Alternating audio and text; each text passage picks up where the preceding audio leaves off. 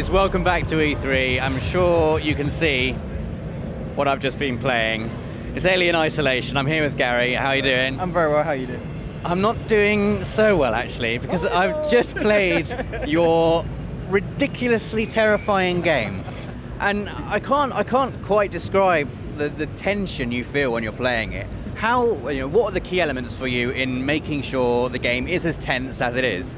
I think it all comes down to the believability of the alien. Yeah. We've had to create this creature that feels smart, it's adaptive, it's deadly, it's lethal. It feels like it's hunting you. So when you put that in the player's mind and you face off them against this creature and they see what it's capable of, already they're like, okay, that's something different than I've seen in the game. When they die and start again and it's not in the same position and it's doing something else and they kind of react to it, you're like, yeah, they kind of understand that. On top of that, you don't give them a machine gun. You say, find stuff in the environment you can use to defend yourself, cause distraction, or just try and survive.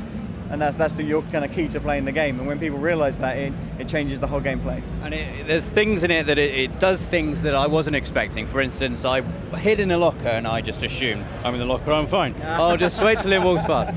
And you have to hold your breath, you have to pull back, and I did one of those things wrong. I made a sound, the alien just rips the locker open, I'm dead. So I guess kind of making the alien seem not like a computer AI, but actually seem like a believable creature that is hunting you. What assets do you have to do? You got motion capture. How do you make the alien what it is? A lot of it's all down to the AI programming team. They've done an incredible job of making this creature that's just based on sensors. So it's equivalent of dropping a player in the game and saying, right, anything you see, go and hunt. Anything you hear, go and hunt. So it has a set of behaviors that it uses to deal with that information, and then it reacts to that. And it takes things into account, like whether it's seen you before, if it recognizes you. We kind of match that against the gameplay, because very early we've made this perfect killer, and actually if it found you every time and killed you, there wasn't much gameplay there. Yeah. So we do things like when it first sees you, it kind of turns and hisses.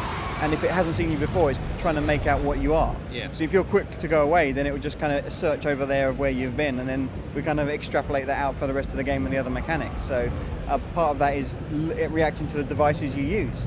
So if you craft things to build or use a weapon, it might work once, it might work twice, sometimes it won't work at all, and it's just figuring out how the alien's learning, or not learning, but adapting to what you're doing is just a huge part of the game. And how is it going to work through, I don't know how long the game lasts, but throughout the duration of the game, say you get spotted by the alien in the first kind of encounter that it is possible to be spotted by the alien, will it then be on high alert for the rest of the game? Will there be cooldown periods? How are you going to escape? A lot of it is kind of, we based it around the idea that if you were in a building searching for someone and you'd never been there before, you'd do a kind of search around, seeing what you can. If you heard something, you'd know it was in that area.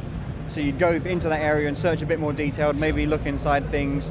And if you didn't find something, you might go away. And you're like, okay, so that's the kind of basis for it. Yeah. Now, if you take that behavior and stretch it out, including all the things you can do, as the player's learning how to use things and finding devices and kind of typical game curve of I find more weapons, I find more things I can use, you get to try those out on the alien. Yeah. And that's where the meat of the game is for me, because you build up these plans in your head of, right, I'm going to throw a flare that way, I'm going to sprint down that corridor, I'm going to turn around with the flamethrower, and I'm ready for him. And you do it, and you run, you look at the motion tracker, and the beep's not where you expect it, and then you look up, and the rest is history. Yeah, there were a couple of times where I saw the motion tracker and the dot was right on top of me. I couldn't see it, and all I can hear is this clang, clang, clang. And it's like, it's above me, it's in the ventilation shaft, isn't it? But one of the other things that's so striking about the game is how much it feels, looks, and sounds like the original Alien movie.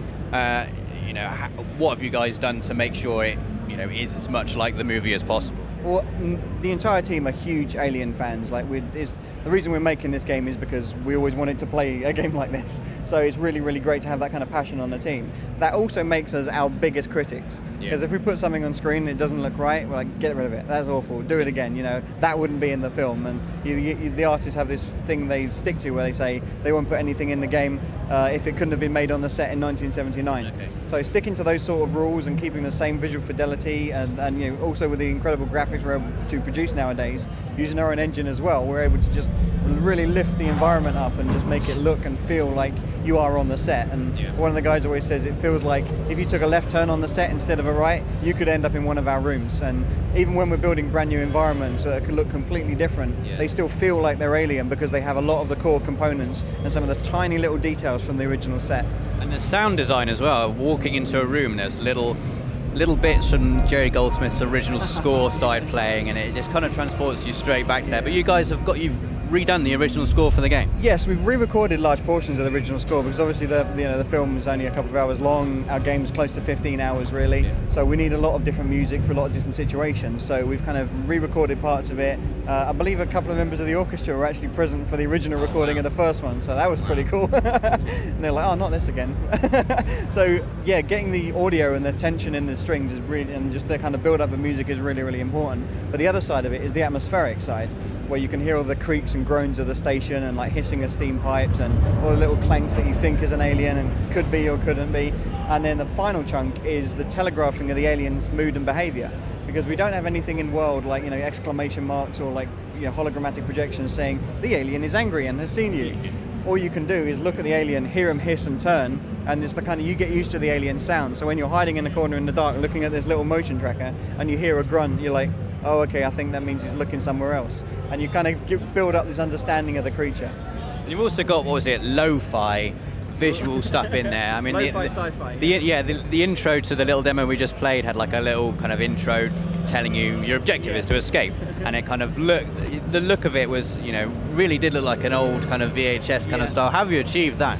That is actually through using an old VHS. Wow. We've got guys in the studio, one of our lead UI artists, John, he takes clips from the game, he'll re-record them, he'll put them back through a really old cassette tape, through a horrible old CRT TV, and film it while he's messing with the tape and jiggling the cable and putting magnets on it and everything to get all this kind of, you know, real distortion that you would get from analog stuff. He plays that back, records that, and then puts that back into the game as a layer over our elements like UI and like the hacking mini game and also some of our scenes. So it really does feel like, yeah, it's actually, it is the tech it is because that's what we're using. And just to wrap up then, what can you tell us about the story? Because I know we're playing as Ellen Ripley's daughter. Yeah. Why did you decide that kind of element of the alien canon was the area to explore for your narrative? Well, we knew we wanted a strong female lead. We knew we didn't want it to be the original Ripley. We also knew around the timeline we wanted to set it. We wanted to set it after the first film, because that first film was so terrifying, and just having one alien, it was the thing we wanted to recreate. So we looked at the setting and we said, well, there's, you know, the Nostromo disappeared, surely family members will be looking for the people, and we're like, well, actually, yeah, the person who probably wouldn't never give up would be, you know, Amanda Ripley. So we thought about Amanda Ripley, we wrote kind of a story and the only thing you really hear about her is in Aliens in the special edition, where Burke's like, oh yeah, you know, your daughter, and tells her all this information about it, and he says, you know, she died an old woman and everything, and that seems to be the only reference.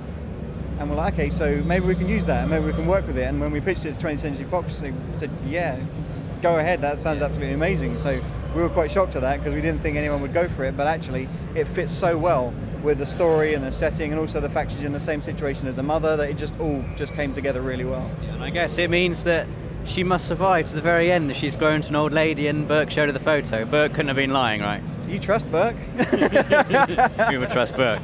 Well, Gary, thank you so much. The game is amazing, but also absolutely terrifying. When's it out? It's due out on 7th October on PlayStation 3 and PlayStation 4, and also today we've got the Oculus Rift prototype on demonstration, so if you can handle it, I'd check it out. I don't think I'm going to be able to, but thank you so much for your time. No It's worries. looking fantastic. Thank you. Make sure you check out Alien Isolation. If you want to see more stuff from E3, we've got absolutely loads of videos on our channel at the moment, so don't forget to subscribe.